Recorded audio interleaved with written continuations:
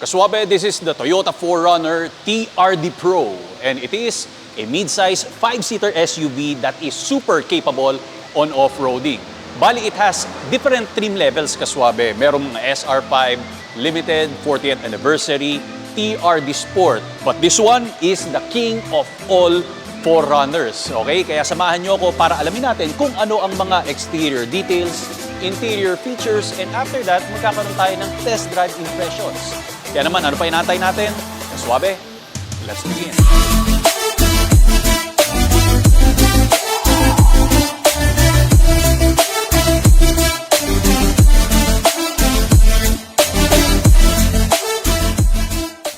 Well, Kaswabe, start tayo sa ating exterior review dito sa front fascia.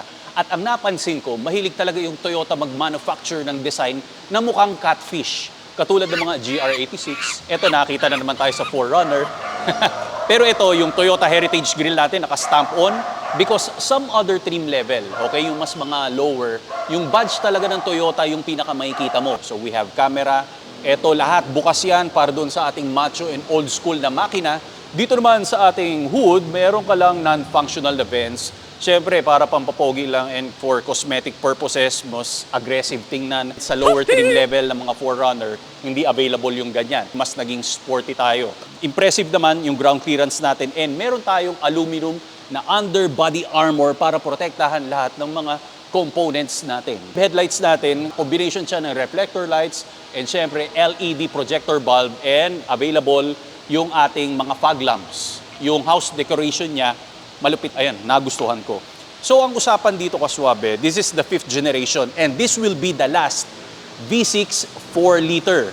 Para sa mga car enthusiasts na hindi masyadong fanatic ng mga hybrid, maliliit na displacement na makina, pwede nyo nang kunin to kasi next year, ang lalabas na is yung mga lower displacement na. I think that's 2.4 liter tapos hybrid siya, petrol engine. Dito kung mapupuna natin, para siyang ini-stretch out na Fortuner na nasa gitna ng isang Fortuner and full-size SUV. Kasi this is a 5-seater SUV, pero mas mahaba siya ng dihamak. Kung pwede natin lagay yung dimension, lalagay ko na lang, Kaswabe. Dito, mas maganda sana kung nagkaroon siya ng flared fenders eh. Kasi super capable ga when it comes on off-road eh. So some protection and cosmetics pa rin sana being a TRD Pro. Then yung wheels natin, this is all-terrain tires. 275, 75, and R17. Blackout, matte finish na alloy wheels. Then naka-TRD tune suspension tayo and Fox shocks. Alam naman natin, mahal yung mga ganyang suspension, di ba? Side mirrors natin, meron kang contour na black, body color na mga door opening handle, and matibay na mga fixed running stepboard. Kasi pag tinalunan mo yan, tibay, di ba? Available din yung roof rack natin. Okay? So, banda dito, the script of TRD Pro. And saan ba sinacharge ang ating TRD Pro? Hindi. Saan yung fuel door cap natin? Ito siya. Petrol engine tayo. So, moving here, meron kang rear spoiler na high-mounted with the brake lights and 4Runner na script. Pero ito ang gusto ko ikwento sa inyo. This is a 2023 Toyota 4Runner TRD Pro. Pagdating sa 2024, parehas lang naman sila. Ang naiba lang, blackout yung script ng 4Runner. Then doon lalabas yung 6th generation ng isang 4Runner. TRD Pro script, tapos pagbubuksan natin to, yan, press lang, and yan. Kinakailangan medyo alalayan mo lang ng konti. So dito, modified siya, idinagdag na lang ng owner kasi ipinahiram sa atin to, but we have an available na brand new, na which is very identical, katulad talaga ng ganito. Laki ng cargo space natin, ilalagay ko na lang yung pinaka-measurement dyan, and marami kang pwedeng gawin dito. Mga pet lovers, pwede natin ilagay mga aso, pusa dyan, tapos extended yun dito.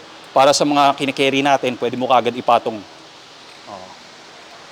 So ngayon naman, pakita ko sa inyo ang kanyang old school V6. This 4Runner TRD Pro is motivated by a 4-liter V6 that delivers 270 horsepower and 377 Newton-meter of torque. Ang nakakatuwa rito, Kaswabe, kasi birang-bira na lang yung mag-aangat tayo ng engine bay, tapos makikita mo ang laki ng makina. Hindi pa ito V8 pero being a 6-cylinder, pinupuno niya talaga yung kwarto dito. Okay, makikita mo 1, 2, 3, 4, 5, 6. That signifies naka V6 nga ito. Okay, hydraulic hood struts tayo. Wala na tayo mga pop rod. Pero syempre, ang isang 4Runner kasi parang combination pa rin siya ng being medyo retro na papuntang modern. Yung towing capability niya is 5,000 pounds. Mated nga pala ito into 5-speed ECT transmission.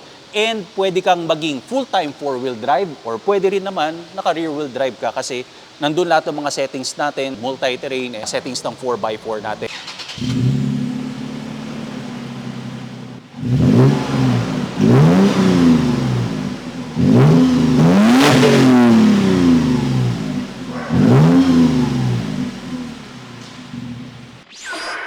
Introducing Autosport. Kaswabe, this one is the world's most innovative mobility scooter that we can get para sa ating lifestyle and sa mga kababayan natin na PWD. Madali lang to. Comes with 2 separate parts na pwede mong gawing trolley at the same time. Installed nga pala doon sa harap ang iyong illuminated LCD display for you to see the performance and enhanced lighting system para sa safety precautions pag nasa road ka or sidewalk na pwede mong ilagay sa sports car or regular car na trunk kasi maliit lang ito and very lightweight. Within seconds, ang dali lang i-assemble. Up to 10 speed ang kanyang taglay and 10 kilometers per hour ang kanyang maximum na pinartneran mo ng shock-absorbing flat-free tires for advanced performance and auto braking system. At hindi lang sa kotse mantakin mo pati sa tren pwede.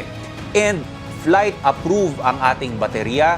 Meron tayong lisensya. So, ibig sabihin, pag nag-travel ka around the world, kayang-kaya mo itong ilagay sa cabin at ibaba mo, ma-assemble mo kagad ito. Ang design nito ay talagang super passionate sila para ipakita sa inyo ang performance. So, ganun lang yon. Be active, be free, be yourself by Autosport. Ang link ay nasa description below para i-check mo na lang kaswabe.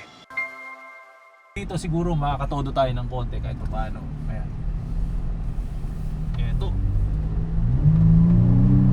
Ayun, may paghataw. Well, a little bit delay pero nandun pa rin yung fun. Nandun pa rin yung ikagagalak mo. Mararamdaman mo yung V6 niya. Kaswabe, I am behind the wheel of this 4Runner TRD Pro. Nandito lang tayo around Quezon City, so hindi mabilis-bilis ang pagtakbo natin. Siyempre, we have to take care of this SUV. And ang pinaka-feeling ko talaga rito is truck-based ang ating 4Runner. Kasi yung pagkaka-laid out ng mga materials dito and equipments, feeling mo nasa isang Tundra or Hilux GR Sport, I mean. So yung dashboard, nakaangat talaga. Tapos yung manibela natin, medyo ang laki ng pagkakabilog sa kanya, yung diameter. Side panel, ang macho, ang kapal, pero ang taas. Okay? Even yung sitting position ko, the visibility, okay naman siya. Pero alam mo yun, pag tinignan mo magmula dito hanggang pag ganon, akala mo nasa pick-up truck ka. Yung makina, ramdam mo talaga. Umuungol yung makina, nagro-roar talaga siya. Wala naman minodify dito, pero usual kasi ng mga na-review natin nakaraan, puro mga electric car and some others, mga maliliit na displacement. Pero ito, nakakamiss talaga yung sensation ng every V6, V8, tapos naturally aspirated engine tayo. Hindi ko pala nabanggit kanina. Yun yung nakakatuwa sa kanya. So the performance is doing great. Hindi lang ganun ka sobrang responsive, pero still, okay pa rin, humahampas talaga pag tinodo natin yung accelerator niya.